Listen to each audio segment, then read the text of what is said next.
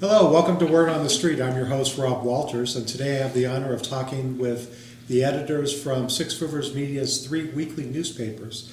We'll start with Thomas Sherrill. And Thomas, you're the editor of the Tomahawk in Mountain City. You're relatively new up there. Talk to me a little bit about what's going on in Mountain City. Yes, well, as of recording, we've been up there for 16 days as managing editor. It's my first time as managing editor, so it's exciting, new, scary, fun, all at the same time. But yeah, we just put out our weekly edition. We have pictures from this past weekend's Little League Parade. We had over 20 teams march down Main Street in Mountain City, and they went and they played ball, and we made sure we got photos of all the teams in this week's paper and all the names, and that was a big addition for us, and hopefully the parents and grandparents and relatives of those players find their kid's name and they cut it out, put it in their refrigerator. But besides that, we had Johnson County High School, student named as Tennessee Future Farmers of America officer. They were very proud of that, and they shared that with us, and we were able to put that on our front page. We had a 300-year-old oak tree that was destroyed during Hurricane Helene, and now locals are working to find the way to honor that tree, and they're looking to carve it up and sell it. And also, we covered Mountain City Town Council last week. Me and our new reporter, Lily Russell, we both wrote some stories from that meeting and about fee rate increases. We got some employee raises, and just it was a long meeting that went several hours, but we felt like that we've helped inform the citizens of Mountain City what is going on with that, and we will continue to do that going forward. And so that's our front page this week. Great. Marina, what's going on in Jonesborough? Yeah, it's a small town, but there's no shortage of stories. I've said that for a long time. So I'm the managing editor there. I started as a reporter in Jonesborough for several years there, and then came back to be the managing editor. So recently we said farewell to our president of the International Storytelling Center. He's emeritus, but he had started the festival that everyone knows about, the National Storytelling Festival. So he passed away, sadly, and we're kind of looking for ways to honor him, and some things are coming up in town, so we're definitely doing features on that, talking to some of his old friends, and kind of looking back on the legacy that he really left. Apart from that, we are, of course, continuing Helene coverage and recovery. That's been a big thing for us in Jonesborough, and probably for all three of us, really, in our coverage areas. Washington County, the southern part, was definitely hit hard. And so I've been out doing some interviews with folks and talking to our long-term recovery group just about what they're doing, what needs are still there, and how, like, the needs have changed. You know, they haven't gone away, they've just changed a little bit. You know, for example, they're thinking now, you know, how are we going to grow any grass or any sort of crops in our fields? There's sand everywhere. You wouldn't believe how sandy it is, and how much silt and just a lack of dirt. It's odd, but kind of thinking about those needs and just continuing to kind of tell their story from their perspective, and not forgetting about those folks. So it's been a lot of Helene coverage, kind of just thinking a little differently, like testing the soil. We've got a great story on our front page this week about, the UT Extension Office talked to us a little bit about how the soil has changed and what has grown well from what they can tell and what hasn't.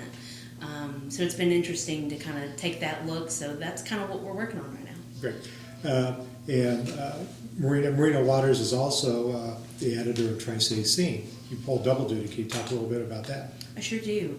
Tri-City Scene is our entertainment guide that comes out in print in the 2 daily papers. That would be the Kingsport Times News and the Johnson City Press. And of course, all of those stories go across all of our online websites, things like that. So you can find Tri-City Scene stories on any of our websites, Erwin, Tomahawk, H&T, that sort of thing. So yeah, we cover features, we have events, festivals about things like the Storytelling Festival, the Apple Festival, all of those sort of things. So. Great.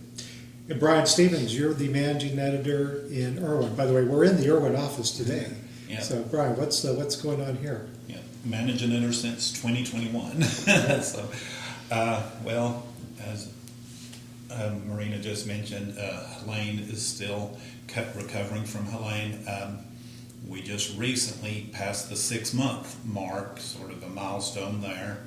Had a very interesting column by Connie Denny that addressed that. She spoke to the emergency management director, Jimmy Erwin, over here for that. But to give you some good news, we were gearing up for our spring festival season. It's a very tasty season because we have the Strawberry Festival in the town of Unicoi, and we have the Ramp Festival, a long-running tradition up in Flag Pond. Erwin, unfortunately, will not be having its festival this spring, the Trails and Tunes Festival. Too many of the businesses that are connected with it, it's sort of an outdoor-themed festival, too many of the businesses are not back on their feet yet. Yeah. So they're putting a pause on that festival until 26. And other than that, we just handle a lot of news and features and photos and sports and history, whatever we can pack into the pages each week. And like Marina said, there's really never a shortage of stories to fill up our weekly papers. People think, how do you ever get enough? And I'm always being offered, if you need extra content. I say, I don't need extra content. The problem is to get everything into the pages. Okay, gotcha. Talk to me, we'll stay with Bryan and come back this way. Talk to me about the importance of community journalism. Well, I think that's just what it is. You have to define your community. You have to provide for their needs. When Marina and I interviewed our shared reporter, that was one of the things we stressed. It's a community. We have 2 community newspapers that we wanted her to work for, and we wanted to stress to her no story is too small, and there will be some big stories too. She had no idea that about a week after she started, we would get hit by Hurricane Helene and be about the biggest story of the young century. But yeah, it's just community newspapers are something a little different. And if you've got a lively community, like I think we do here in Erwin and Unicoi County, it makes the job easier. You mentioned your reporter. What's her name? Kimberly Har. Kimberly. And she's now an associate editor. I should bring that up, but yeah. Great. Marina? Yeah, I'm glad you mentioned our shared reporter. That's a good point. So we have a connection there. And yeah, we did definitely stress community when talking to her and looking for a candidate for that. I'd say it's, if not the most important, it's one of the very most important elements of what we do, all of us, I would say. I always say there's something a little special, a little different about some of the weeklies. I think weekly papers do a really great job of really having that community element in your paper. You see faces and, like he said, no story's too small. You've got stories about a man driving his antique tractor for the first time in years across a field. That was one of my favorite stories when I was a reporter in Jonesborough, and that really, those kind of stories really stick with you, And I think too, apart from the feel-good stories and that kind of thing, there's an importance of attending meetings, and that's a big reason of why we do this. Not so much just meetings, but to tell people what's going on in their town and ask the questions that people aren't asking, that other people wouldn't ask. A lot of times, if you don't have a reporter at these meetings, there's no one else but the elected officials. That happens often. And, we'll have maybe 1 or 2 audience members, if that, and who else is there asking those kind of questions? So community, I think, can be some of those features and things like that, but there's a real importance on community news, and that's really central to what we do. Thomas? Yes, well, I definitely agree with what Bryan and Marina just said about the importance of community news. They took several of my talking points, but I will try to fill. First of all, just thanks to Kimberly, who's not here, but she wrote the article about me coming into Mount City and told the readers who I was, and she did a really good job with that.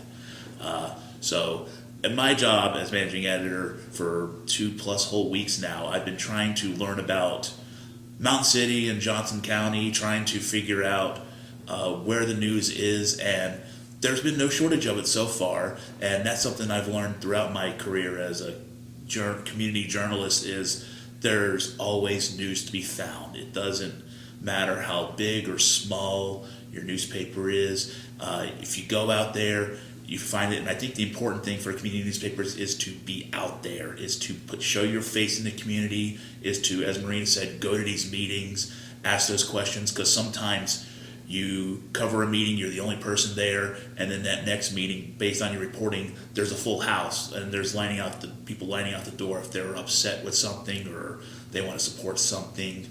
And sometimes that's just the way it is. And you develop those relationships with elected officials at the same time holding them accountable to those positions that they hold.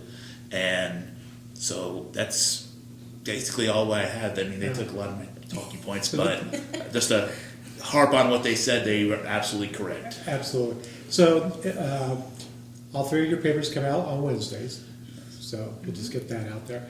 But in addition to the print product, you each have a website, and talk to me about, we'll start with Marina this time, talk to me about what you put, how often you update the website, and what information is that folks will find there.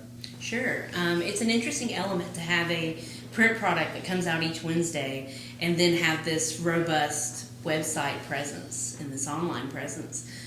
So we are changing our website every day. You'll look at it sometimes in the morning, and then in the afternoon it's different. You know, I've got different things going on that, what we call the carousel, which are the three like featured items on the top of the page. And it can be anything from meeting coverage to a feature to, you know, school board kind of happenings and things that are happening in the schools, and road construction's a big one. So yeah, you've got a little bit of everything. It's a good mixture, but that is being updated every day. Several stories posted each and every day across a wide range of topics, for sure. Bryan, you found value with your website with some breaking news last week. Yeah. Talk about that. I'll talk about how I found out about it first. Sure. It's a very community-oriented story. I went over to get my hair cut at Red's Tip Top Hair Shop. It's a tongue twister. Yeah. But she's a local barber, and she said, "That was really bad crash yesterday, wasn't it?" And I didn't know what she was talking about because we had not been notified about anything. And we had a young guy on a motorcycle, a police chase, and there was a crash into a truck and he was killed. But it just shows you how you can learn about things that are happening in your community from the most unexpected of sources. Yeah. So I came back to the office and immediately mailed the town's police chief, emailed him, not mailed him, and we had it on the website the next day. Kimberly Haar, our associate editor, looked into that and was able to confirm a few details that, you know, we needed to have before we went live with it. And the story has, you know, it has performed well. I don't take any joy in it performing well considering what happened, right. But it has performed well, and it just shows you again the importance of knowing your community and just talking with them. And the website's been very liberating for someone who runs a Wednesday paper when a lot of the government happens on Mondays or Tuesdays or Thursdays, Right. Because we can put those things on the website now and not have to worry about them being stale a week later. And then it was, as we try to inform Kimberly, you know, try to dig into your meetings and at least have something that you follow up on each week also. So that helps keep it fresh as well. Bring in a few new angles. Thomas, I know that you also had some breaking news that you got up quickly to the website with the fire, was it last week? Yeah, it was last Monday. Last Monday. Yes. So that was interesting Monday morning. The fire happened before dawn, about 6:15 a.m. All of a sudden, a house that was very visible from 421, which is the main highway that goes through Mountain City, it was in flames. And our advertising person, Rick, he sent me photos of when he was driving in before dawn. You could see this big ball of orange and yellow. So I was out there a little bit after dawn, after the fire had consumed the home. I was able to get photos into our edition that week because we were on our deadline. Right. Within a few hours. We were able to get information from the mayor. That's how I met the Mountain City Police Chief for the first time. Yeah. Was on site. I was just able to kind of get that information, and not only that, but to follow up. Mountain City honored 2 of their officers who helped a woman who was trapped in the house out, who made it. There was a gentleman in the house who did not make it. And then we found out the name of the deceased late last week, and that is in our edition this week. So it's not just the initial story, which obviously was a big story for us in Mountain City, but the follow-ups and the reactions to it, and just keeping on that, reporting, trying to figure out what happened there. And so that's something we will continue doing, and that's another reason why community newspapers are important, is we will just keep on asking those questions and keep on trying to find out. So this will be the last question for everybody, and we'll stay with you, Thomas. And so how can people reach you, and how can people find your website? Yes, well, our website is thetomahawk.com, and we're right on the main drag in Mountain City. If you want to come by, you can come by, knock on our front door, come talk to me. That's what several people have done so far. And you can reach us at the Tomahawk, and I am still learning our phone number. Okay. What's your email address? My email address, I do know that off the top of my head. It is Sherrill, that is SHERRILL, 2 R's and 2 L's, Sherrill at sixriversmedia.com. And you could definitely reach me that way. It's probably the best way to reach me. And I will try to respond to you. I want to be good about reaching out to those who reach out to me. And I want to be seen and heard in the community, and become a part of Mountain City for months and years to come. Great. Marina? Right, yeah. I loved what you said about just being a part of the community and letting people know you're there. That's kind of what we've been after in terms of contacting us and things. We do have a new office in Jonesborough. The H&T is 155 years old, so we've been there for a long time, but we did change offices, so we're still there on Jackson Boulevard there. If you know where the Black Olive is, it's easy to find us. We're between Tommy's Plumbing and the Black Olive, so come see us. We're open 9 to 3, Monday through Friday each week, and our website, of course, is www.heraldandtribune.com. There you'll find, you didn't ask me about our breaking news, but we have had a lot of breaking news as well. We broke the story about Jimmy Neal Smith passing away. That was also borrowed from us by the Johnson City Press. And of course, we've got the story about the new road that is going from the new Jonesborough School to Boones Creek School, which has been interesting and really important to the community. That's one that folks have really followed up about, and some of the other news outlets have, our TV friends have picked up on that too. So it's been just interesting to see those kind of things, and like you said, following up on that, the weeks to come. Like with Jimmy Neal Smith, we're covering, the events and different ways that they're honoring him in town. Like at the bench dedication, we've got the story on this week. But yeah, the best way to reach me is probably through email, and that would be mwaters@sixriversmedia.com. And yeah, we hope to see you at our office in Jonesborough and around town. Brian? Okay. I'll get the website out of the way first. It's erwinrecord.net. We're a .net, so don't try that .com with it, or you'll end up somewhere else. It's easy to reach me because you can reach anyone in this office and reach me. So I want to bring in the last 2 staff members here. Jana Stewart is our advertising rep, and believe it or not, I like that you're mentioning Rick and how Rick helps you all out too, with even though he's in advertising, because she's great. And then we have Ken Silvers. He's our office manager. He writes a column for us. He writes news for us. He writes features for us. So it's a great team effort, and you can come in off the street. We have pretty good, decent foot traffic in this day and age. And in fact, we was talking to Marina. Some of the local schools are sending us our honor rolls. Some of them are lagging behind, so Ken Silvers is touching base with those to make sure they send us their honor rolls so we don't leave any school out. You can contact me directly through my email at bstevens, STEVENS, at sixriversmedia.com. And that's a good way to do it, or just stop by. We're at 218 Gay Street, right across from the Unicoi County Courthouse. Great.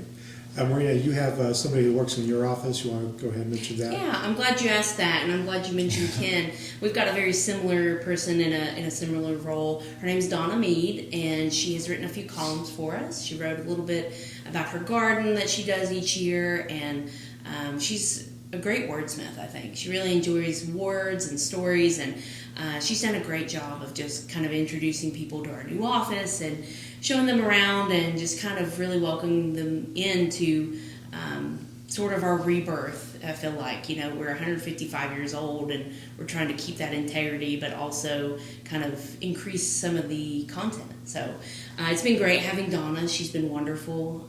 So yeah, I hope you come by and see Donna and see all of us. Great. All right. Well, Thomas, Marina, Bryan, thank you very much for taking some time out of your busy day to talk. And we'll see you next time on Word on the Street.